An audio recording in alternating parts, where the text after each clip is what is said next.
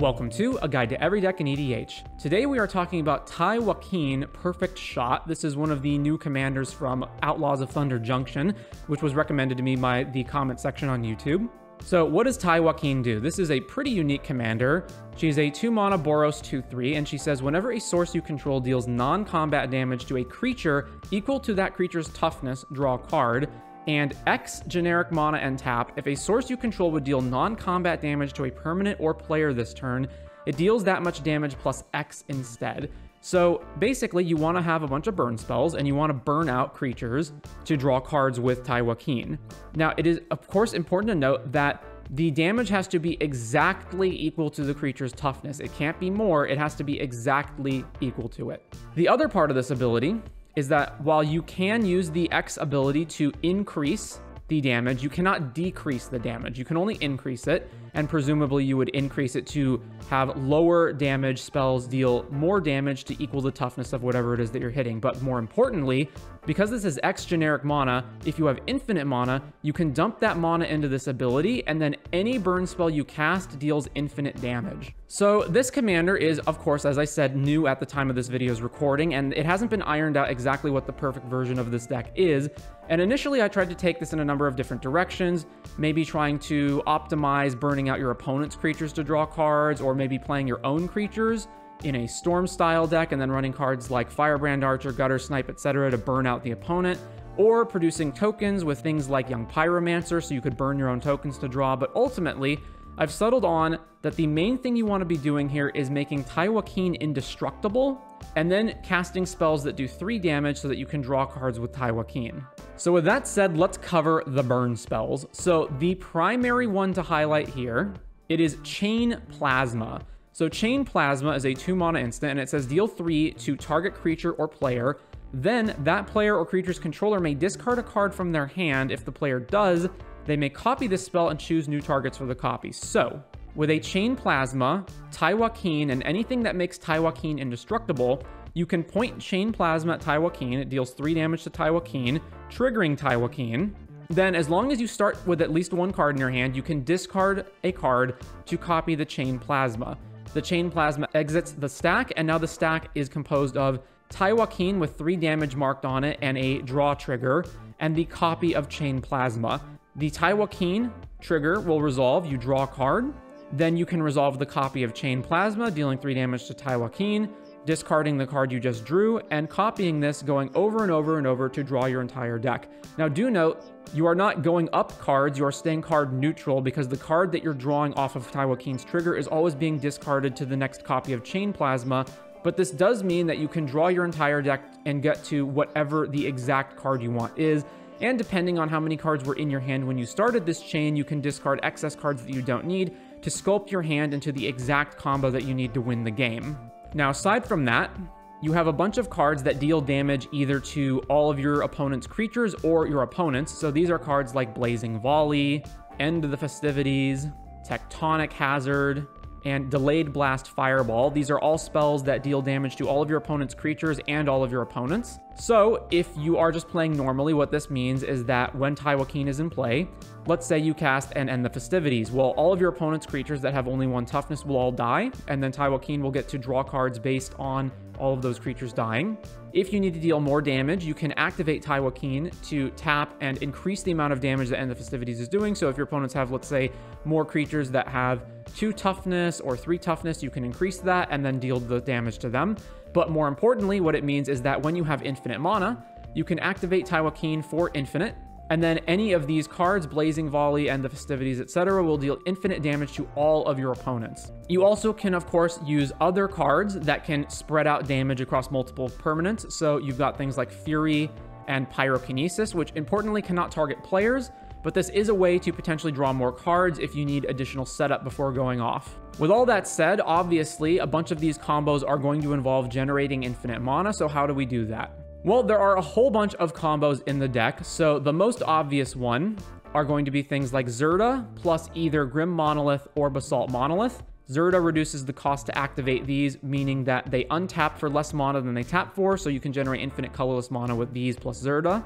Similarly, Forsaken Monument will combo with specifically Basalt Monolith, but not Grim Monolith. You also have other certain combos, so if you have Dockside Extortionist and Meticulous Excavation, it is 3 mana to bounce Dockside and 2 to cast it, so if your opponents collectively have 6 artifacts and enchantments between them, you will net 1 treasure per iteration of this loop. And if you also have Zerda on top of that, then you can do it with only 4 artifacts and enchantments required on your opponent's side of the field. You also have other combos with Molten Duplication plus Dualcaster Mage. You can also further reduce the cost of Meticulous Excavation Dockside bounces if you've got something like Burgi, or anything else that will add mana when something enters or you cast it. Similarly, there is Underworld Breach. Now, normally, if you didn't have access to blue, the Underworld Breach line would be you combo it with Lion's Eye Diamond and Wheel of Fortune. That combo has the downside, though, that you are repeatedly casting Wheel of Fortunes, which are allowing your opponents to draw cards, meaning they may be able to draw into answers to what you're doing. So rather than that, we are going to copy Path of the Pyromancer. This is a 5 mana card that says, discard all the cards in your hand, add red for each card discarded this way, and then draw that many cards +1. It also has an additional ability, but that ability is only relevant if you're playing Plane Chase, so just ignore that. So basically, we are always discarding our hand, meaning that if we start with at least 3 cards to discard initially, we can pay the 3 Exile Escape clause on Underworld Breach, and then we can keep flashing back Path of the Pyromancer. The numbers do require that we have a sufficient number of starting cards in order to discard the right number of cards and generate enough mana to cast Path of the Pyromancer again. But as long as we can start with a sufficient number, we can continuously keep casting Path of the Pyromancer from our graveyard, netting us 1 card and 1 red mana every single time we do this loop, which should be enough to draw our entire deck and have a number of red mana available after doing that to win the game. We also have additional indestructible creatures, and these are going to be Stuffy Doll and Brash Taunter. So the idea here is that we can set up a combo using Taii Wakeen, obviously. Since these creatures are indestructible and deal damage, all we need is a way for them to continuously keep dealing damage to themselves. So if we have a card like Blazing Sunsteel, we can go infinite. So what does Blazing Sunsteel do? So this is an equipment that equips for 4, and it says whenever equipped creature is dealt damage, it deals that much damage to any target. So let's say we have a Brash Taunter and we equip Blazing Sunsteel to it. Or we have a Stuffy Doll and we equip Blazing Sunsteel to it. All we need is any way of having them deal damage to themselves, or having anything deal damage to them rather, which Brash Taunter does inherently via its 3 mana fight ability, and Stuffy Doll has via its tap ability. Then 2 things will happen. We will deal 1 damage to an opponent in the case of Brash Taunter, or damage to the chosen player in the case of Stuffy Doll. And then because these cards dealt damage to themselves, they will trigger the Blazing Sunsteel that is equipped to them, which can allow us to have the Blazing Sunsteel target themselves to keep the chain going. In the case of Brash Taunter, this will result in you burning out all of your opponents. And in the case of Stuffy Doll, this will result in you burning out only the chosen player, which admittedly isn't as good, but it is a way to just blast 1 player out of the game. And then if you have any way of untapping Stuffy Doll, or you can afford to pass the turn, you can just keep doing it. Additionally, if you have Meticulous Excavation, you may be able to bounce Stuffy Doll back to your hand, replay it, re-equip the Blazing Sunsteel, and go again. There is also Goblin Sharpshooter. So this is a creature that will untap whenever a creature dies, meaning that you can, in combination with Taii Wakeen, obviously, increasing the damage on here, machine gun down everything that has a toughness of only 1, or more toughness than that if you use Taii Wakeen to up the damage. So while this won't strictly go infinite, it does allow you to obliterate all of your opponent's creatures. So some other cards to cover are things like Voldaren Epicure, which slots into the deal 1 damage to all of your opponents category. It unfortunately does not deal damage to creatures, meaning it doesn't have the secondary utility as all of the other burn spells like End the Festivities. So if you don't have combos to just infinitely damage your opponents, you can't incidentally maybe kill some X1s to draw cards. But this is another way of burning your opponents out, and the blood token is relevant for rummaging cards. There's a little bit of card draw here. It's also important to get a bunch of mana, which we'll cover in a second. A little bit of counter spells. Remember, we do need to make sure that Taii Wakeen doesn't die, or just interact with our opponents in general. We are probably going to want a lot of mana to start all of this. We do need to get Taii Wakeen down and have enough mana to cast all of the relevant spells that we're going to cast. So some fast mana like Sticker Goblin, Jessica's Will, Mana Geyser, Seething Song, these things can help us out. And of course, we obviously need our Indestructible Effects to make sure that Taii Wakeen can be indestructible so that we can do Chain Plasma combos or any other combos. The nice thing about the Indestructible Effects is also that they double as ways of protecting Taii Wakeen. So if your opponent has sweepers or removal that doesn't exile, so, you know, your typical Wraths or other removal spells, as long as it's not something like, say, Swords to Plowshares, you can protect your opponents via the indestructibility, and in some cases, these will also grant hexproof. So we've got Blacksmith Skill, Defense Grid to protect from counterspells, Deflecting Swat, Ephemeral Shields to give indestructible, Final Showdown, which gives indestructible for 2 mana, but you can also use it later in the game as a sweeper, or alternatively as a way of getting rid of creature abilities for the turn. So let's say you need to get rid of stacks creatures. This is a way of doing that. Although do note that it will also strip Taii Wakeen's abilities off of her if you cast this while Taii Wakeen's on the battlefield. Flawless Maneuver, the best one since you can cast it for free with Taii Wakeen in play. Lauren's Escape as another way of giving indestructible and hexproof. Grand Abolisher, so you can't get messed with on your turn. Selfless Savior, another way to grant indestructible, and this is a way of also having an indestructible ability that doesn't cost you any mana if you play this prior to the turn that you need to go off. Silence, same type of thing as Grand Abolisher. And then Mithril Coat, which admittedly is more expensive than most of these other indestructible spells at 3 mana. However, it gives us an equipment that grants indestructible that we can tutor for. And that brings me to the tutors. So obviously we need to tutor for a bunch of things. So we've got Steel Shaper's Gift and Stoneforge Mystic. These are going to be necessary for tutoring up Mithril Coat if you need indestructible, or Blazing Sunsteel if you need that as part of your combo. Obviously, Enlightened Tutor can find a bunch of the things we need. Moonsilver Key can find things like Basalt or Grim Monolith if that's the combo that we're going for. Idyllic Tutor can find Underworld Breach. And then Imperial Recruiter and Recruiter of the Guard can find a whole bunch of creatures that we want access to. For example, Dualcaster Mage. They can also find Stuffy Doll and Brash Taunter if we're going for that combo line. Or let's say we're missing a combo line that involves an equipment. If we have a sufficient amount of mana or the time, we can tutor for Stoneforge and then tutor for the equipment. We also have, obviously, Inventor's Fair to go find artifacts. Pretty basic mana base, with the notable standouts here being Forbidden Orchard, which can give X1 creatures to our opponents, which we can then burn out with Taii Wakeen in play to draw cards. Sokenzan is a similar thing, where if we're in a pinch, we can perhaps produce 1/1 creatures and then burn them out to draw. And Shatter Skull Smashing can make for a high damage burn spell that targets all of our opponent's creatures if we have enough mana, and then can potentially draw a bunch of cards off of this. Some ramp cards, obviously, as usual. And then there's a little bit more removal than just the burn spells in the deck, because we do need to be able to take care of things that are either bigger than what these tiny amounts of ping can deal with, or take out non-creature permanents. So we've got things like Stroke of Midnight, Swords to Plowshares, and Wear Tear. We also have Blasphemous Act as a sweeper, and Drannith Magistrate, which is pretty much going to be an auto-win in every white deck. It's also important to note the many cards that didn't make it into the list for space reasons. So Forked Bolt is a deals 2 divided as you choose among 1 or 2 target creatures and or players.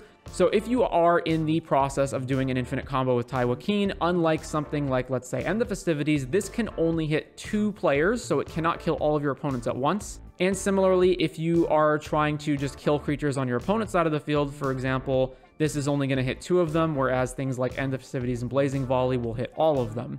And many of the cards that I wound up cutting for space were going to fall into the Forked Bolt category. So these are cards like Boiling Earth, Cast into the Fire, Cave In, which is a free spell similar to Fury that just deals 2 to all creatures and players, Chandra's Pyro Helix, Dual Shot, Electrickery, Scouring Sand, Smash to Dust, Twin Bolt, and Pyrohemia. I'm not saying that any of these cards would be bad in the deck, I just wound up cutting them for space. Darksteel Mutation was a consideration for the idea that you could give one of your opponent's creatures indestructible and then just keep burning it to draw cards. And it also doubles up as a way to strip the abilities off of problematic stacks creatures or opposing commanders. There were a few stacks cards that I had, with Boromir being one of the best ones since it can give indestructibility to Taii Wakeen, which I ultimately cut for space. Similarly, I cut Kalan as a way to tutor for equipment for space, but these are all perfectly fine cards that you could run in the deck. Ranger Captain of Eos being another one that can tutor up Selfless Savior or some other creatures, which I again just cut for space. There was alternative protection cards that I opted not to play, so Giver, Mother, and Skrelv are all cards that I opted not to play, as basically just being cards that are perhaps in certain situations less efficient than other protection spells. It's also notable that Giver and Mother grant protection that doesn't allow us to burn it. regardless of what color we choose, we just can't keep burning Taii Wakeen. Flame Scroll Celebrant, which is mostly relevant for its backside of Revel in Silence, is another silence effect that I, again, just opted to not play for space. Everybody Lives is something that grants indestructibility and also prevents any player from winning or losing or having their life total change. So you may initially think that this is a pretty good card because it gives indestructible to Taii Wakeen, and it also prevents you from losing the game if an opponent plays, say, Thassa's Oracle. But I ultimately chose not to play it because I can't envision a situation in which you play this, burn Taii Wakeen to draw your whole deck, and then are left in a situation where you can somehow still kill your opponent after you pass the turn, since you can't burn them out, since Everybody Lives makes them not able to lose life. However, if you are going to play something like, let's say, Walking Ballista as an infinite mana outlet after you draw your whole deck, then this would be a viable card in that build. For the same reason, I opted not to play Lightning Greaves because it gives Shroud to Taii Wakeen, meaning if you don't have another creature to equip, it can be stuck on Taii Wakeen and then you can't target it with burn spells. There's a number of fast mana creatures that I opted not to play: Treasonous Ogre, Steamkin, Stormkiln Artist. I initially thought that maybe additional indestructible creatures that weren't Taii Wakeen could be viable targets, like Adanto Vanguard and Darksteel Myr, but if you don't have a Taii Wakeen in play, then it's unlikely that these are going to do anything on their own anyway. Delny can double up the triggers from Taii Wakeen, but I feel like if you're ever in a situation where you're triggering Taii Wakeen, then you're probably good enough anyway. Obviously, as mentioned earlier, I opted not to run cards like Genesis Chamber and Young Pyromancer.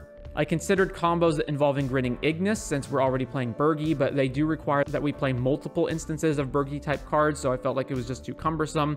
Opted not to run Grape Shot, and similarly to that, opted not to run any of the cards that would be in Storm style versions of the decks. Those are things like, again, Thermo Alchemist, Fiery Inscription, where these cards basically make it so that we want to storm off and keep casting spells, whereas I think you're better off just trying to draw a bunch of cards off of Taii Wakeen. But with that said, I'm going to reiterate again that this is a relatively new commander at the time of this video's recording, so any of those cards that I dismissed could ultimately wind up being the good inclusions for the deck or better versions of the deck, so it does warrant some more testing, and you could obviously decide to swap various cards in and out if you decide that they suit your playstyle more or less, or if they prove to be better than I initially estimated. But with that said, that will be Taii Wakeen Perfect Shot for EDH.